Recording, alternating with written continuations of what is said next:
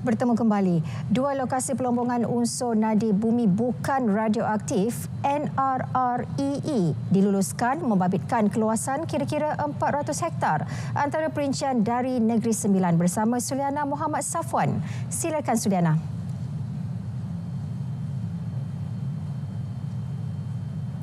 Menurut Menteri Besar Datuk Seri Aminuddin Harun, prosedur operasi standard SOP tambahan juga telah diluluskan kerajaan negeri sebagai panduan untuk langkah keselamatan. Kita telah mendapat lampu hijau untuk kita melombong hari ini. Cuma peraturan ataupun SOP itu daripada kerajaan negeri, dan saya dah maklum daripada mesyuarat yang lepas bahawa kita telah setuju, kita telah baiki, kita telah bawa prosedur SOP itu semua, dan kita yakin bahawa itu yang terbaik, dan telah kita ada buat beberapa kali perubahan terhadap SOP tersebut. Bagaimanapun katanya, Kerajaan Negeri Sembilan hanya membenarkan pelombongan membabitkan kawasan tanah kerajaan negeri, individu atau syarikat. Lembaga Penduduk dan Pembangunan Keluarga Negara LPPKN Negeri Sembilan terus mempergiat program kesedaran kanser reproduktif wanita WCare. Usaha itu bagi meningkatkan kesedaran golongan wanita mengenai kepentingan saringan kanser serviks dan kanser payudara. Pengarah LPPKN Negeri Sembilan Azlan Shah Nazruddin berkata, program WCare dilaksanakan di 50 klinik Nur Sejahtera yang berdaftar dan 15 pusat keluarga bergerak di seluruh negara. Ujarnya, sebanyak 1,800 program pemeriksaan mamogram menerusi program WCare telah dilaksana setiap tahun di Negeri Sembilan. Kalau kita lihat di Negeri Sembilan ni baiklah, masih baik lagi. Tetapi namun begitu, kita dah kalau ikutkan dari segi data, setahun kita buat lebih kurang 1,800 bagi pemeriksaan mamogram. Dalam masa yang sama, kita dapat mengesan jugalah ada kes-kes yang positif.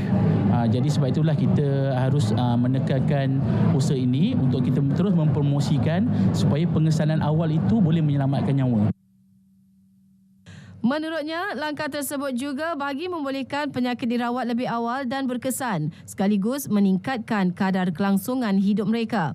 Beliau ditemui RTM dalam majlis perasmian program WCare and Warwick's USS NS Women's Cup 2024 bersempena Bulan Keluarga Kebangsaan di Sendayan. Program merupakan kolaborasi antara LPPKN Negeri Sembilan dengan Persatuan Bola Sepak Wanita Negeri Sembilan. Ibu Pejabat Polis Daerah IPD Port Dickson akan meningkatkan penguatkuasaan terhadap kegiatan lumba haram serta samsing jalanan yang sering kali berlaku di Lebuhraya Seremban Port Dickson SPDH.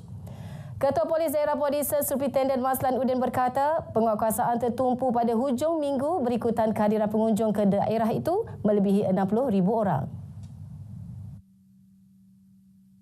Sebelum ini, kebanyakan tangkapan dibuat di laluan kegiatan lumba haram dan samsing jalanan bermula kilometer 17 hingga 25. Ia berikutan faktor muka bumi yang lurus dan tidak berbahaya.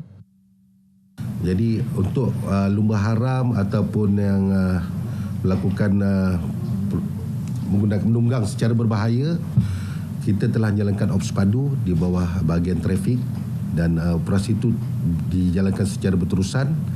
Dan tangkapan kita memang kita teruskan kepada mereka-mereka yang melakukan kesalahan, terutamanya yang melalui daripada highway Lebuhraya SPDH ini menuju ke daerah Port Dickson. Beliau berkata demikian ketika ditemui pemberita di Port Dickson. Perkongsian itu tadi mengakhiri berita dari Negeri Sembilan, dari Sungai ke Segara, Palestin pasti merdeka. Kembali bersama Zahira untuk perkembangan berita selanjutnya. Baik, terima kasih Suliana.